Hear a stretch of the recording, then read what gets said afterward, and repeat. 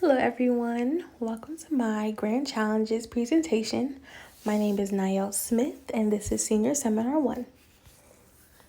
So, the Grand Challenge that I chose was ensuring healthy development for youth. And this challenge basically focuses on the emotional, physical, and mental development of our youth. I truly believe that the youth are our future and that it's essential for us to help them develop the skills that they need to be successful in life. A healthy family environment, as we know, is essential for development because it is the first system a child experiences. Growing up, a child, the first people they're going to see are their family, are hopefully are their mother and father and the people within that system. So they're going to gain the skills that they need from that system. They're going to gain their perspective on the world from that system. So I truly do believe that a healthy family environment will lead to healthy development of a child. So the competency that I have paired with the grand challenge that I chose was competency 8, intervene with individuals, families, groups, organizations, and communities. So the goal would be to work to achieve positive outcomes with the families and children that I'll be working with. Also providing evidence-informed intervention, utilizing research that has already been done, research that has been proven as evidence for the interventions that I will be using while dealing with these families. And the relevance to the grand challenge is, like I had said before, the goal is to create a supportive and healthy environment for the youth. So if I'm able to use evidence-informed interventions within this practice, I'm hoping to create a supportive and healthy environment for the youth. So the national impact. So there are a lot of effects of negative development for youth. According to the U.S. Department of Health and Human Services, nearly 1 in 7 children experience child abuse or neglect every year. According to the National Center for Education Statistics, nearly 1 in 4 high school students in the U.S. do not graduate on time. 1 in 4, 25% of high school students do not graduate on time. That is an alarming statistic. According to the National Institute of Mental Health, 1 in 5 children ages 13 to 18 experience a severe mental health disorder at some point in their lives. And that is even more alarming because those are those development years. Those are the time where you're testing out your social interactions. You're getting to know people for who they are. You're getting to know yourself. Those are your identity building years. In the 2021 National Youth Risk Behavior Survey by the CDC, nearly 30% of high school students reported being bullied on school property.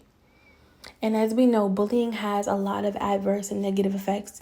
It affects the child's mental health, their physical well-being. If it's physical bullying, they may be having suicidal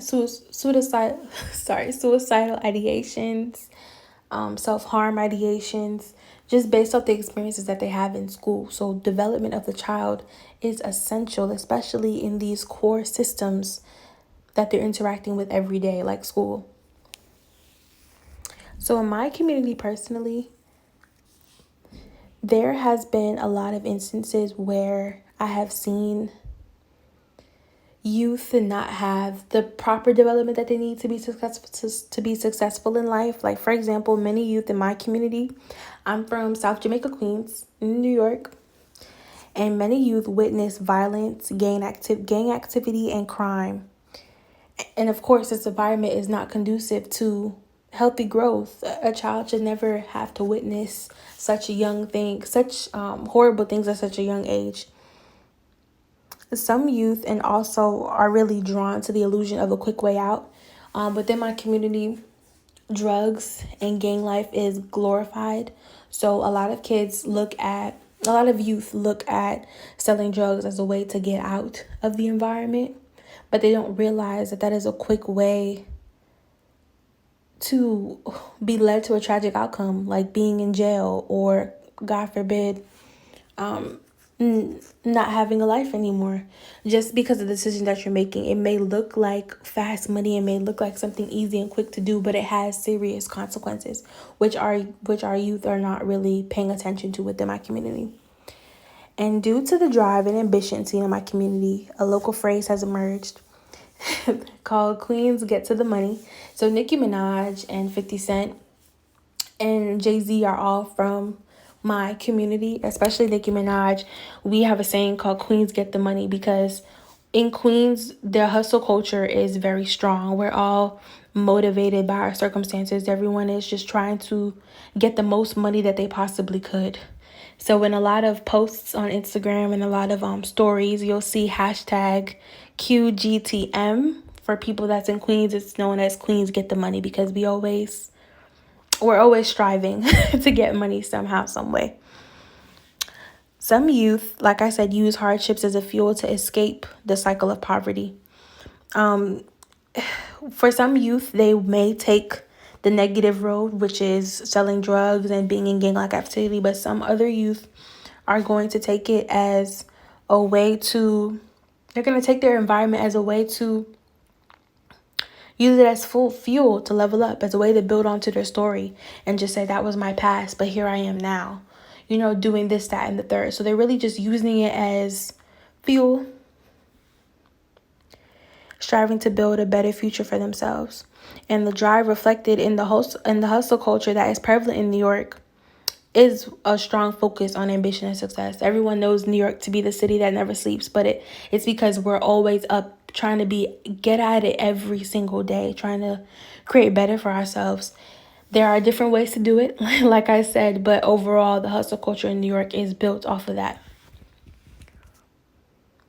So in my practice, I plan to build healthy relationships to end violence. Like I said, my goal is really to bridge the gap within families, help children have healthy development, and I truly believe that happens in the family environment. So if I'm able to actually help the family dynamic, speak to the parents, speak to the siblings, work on their interpersonal relationships with each other, interrelational relationships with each other, I think I'll definitely be able to help stop and alleviate all of the stress that is foreseen to happen.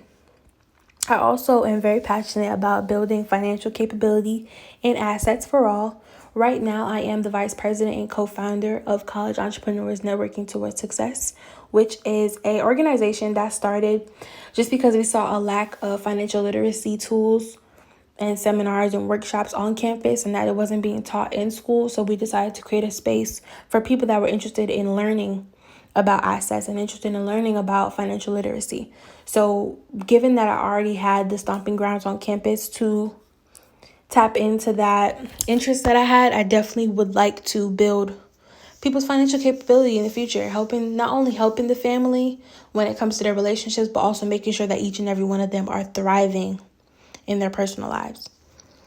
And the last thing that I like to focus on is advancing long and productive lives. So overall, I would like to have a private practice where I focus on marriage and family therapy. I'm also interested in doing group therapy, and I really hope to touch on each and every one of these things within my practice.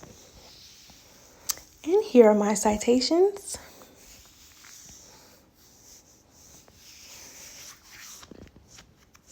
And I thank you so much for listening to me. I truly did enjoy this Grand Challenges presentation, and I hope you did as well. Thank you.